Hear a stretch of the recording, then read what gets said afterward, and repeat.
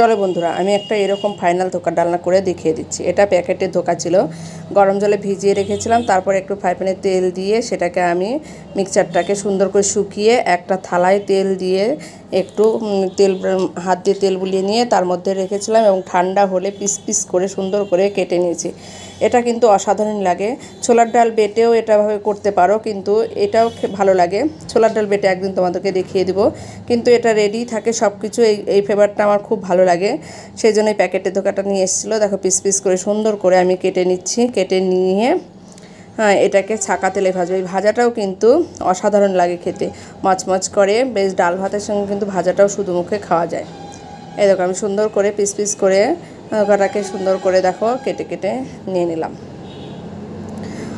আমার মতো করে একবার তোমরা এই ধোকার ডালনাটা করে খেয়ে দেখো ফ্রেন্ড, আশা করি রেসিপিটা তোমাদের কিন্তু খুব ভালো লাগবে। দেখো এইভাবে কেটে নেবে, নিয়ে এবারে কড়াইতে এবার তেল দিয়ে বেশ ছাকা তেলে এটাকে সুন্দর করে ভাজবে। ফ্রেন্ড, আমার রেসিপিগুলো তোমাদের কেমন লাগে তা কমেন্ট করে অবশ্যই জানাবে। ভালো লাগলে একটা লাইক কমেন্ট করবে, আর আমার পেজটাকে ফলো করে আমার পাশে থাকবে। দেখো কড়াইতে তেল দিয়ে দিয়েছিলাম, এটার মধ্যে হলুদ লবণ দেওয়ার কোনো দরকার নেই, সব কিছু এর মধ্যে মিক্স দেওয়া থাকে। ধোকাটা আমি ভালো করে সুন্দর করে ভেজে নিলাম। দেখো তারপরে বাকিগুলো আমি ভেজে তুলে নিয়েছিলাম। আর দেখো এর মধ্যে আমি কড়াইতে একটু তেল ছিল, সেই তেলের মধ্যে একটা আলু কেটে নিয়েছিলাম ডুবো ডুবো করে। সেই আলুটাকে আমি সুন্দর করে একটু লাল করে হলুদ আর একটু লবণ দিয়ে ভেজে নেব। দেখছো ফ্রেন্ড, আলুটাকে আমি কেটে নিয়েছিলাম, সেটার মধ্যে আমি দেখো একটু হলুদ আর একটু লবণ দিয়ে আলুটাকে ভেজে নিচ্ছি।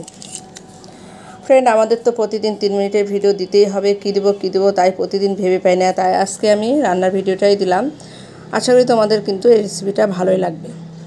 সবাই এই প্ল্যাটফর্মে আমরা কাজ করছি সাকসেস হওয়ার জন্য, তাই একে অপরকে সাপোর্ট করবে, তাহলে কিন্তু আমরা এগিয়ে যেতে পারবো। দেখো ফোড়নে আমি দিয়েছিলাম দারচিনি, ছোটো এলাচ, জিরা, একটু তেজপাতা আর শুকনো লঙ্কা, আর একটা টমেটো কেটে দিয়ে দিয়েছিলাম।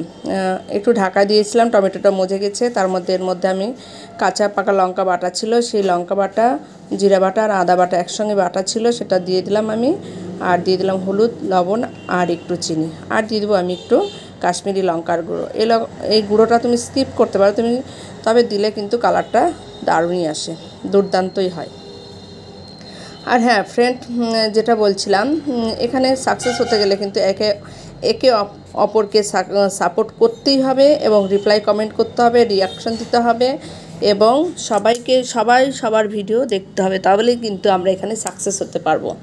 ফ্রেন্ড দেখো মশলাটা সুন্দর করে কষানো হয়ে গেছে। যে ভেজে রেখেছিলাম আলুটা, সেই আলুটাকেও কিন্তু এর মধ্যে আমি দিয়ে দিলাম। আলু দিয়ে সামান্য একটু কষিয়ে নিয়ে আমি জল দিয়ে দিব। জল দিয়ে আলুটা সেদ্ধ করে নিয়ে কিন্তু আমি যে ভেজে রেখেছিলাম সেগুলো দেবো।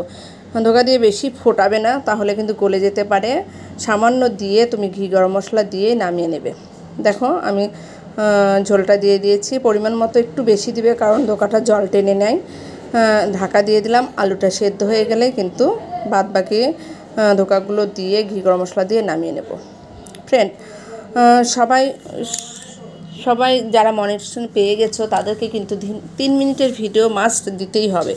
প্রতিদিন না পারলেও তোমরা একদিন পর হলেও 3 মিনিটের ভিডিও কিন্তু দেওয়ার চেষ্টা করবে। এখান থেকেও তোমাদের, আর স্টোরিতে কিন্তু প্রতিদিন তোমাদের পোস্ট করতেই হবে। স্টোরিতে ভুলে যেও না ফ্রেন্ড, প্রতিদিন 1-2 স্টোরিতে পোস্ট অবশ্যই করে দেবে। দেখো ধোকার ডালনা একবারে কমপ্লিট হয়ে গেছে। কেমন হলো ভিডিওটা, রেসিপিটা ভালো লাগলে লাইক কমেন্ট করো।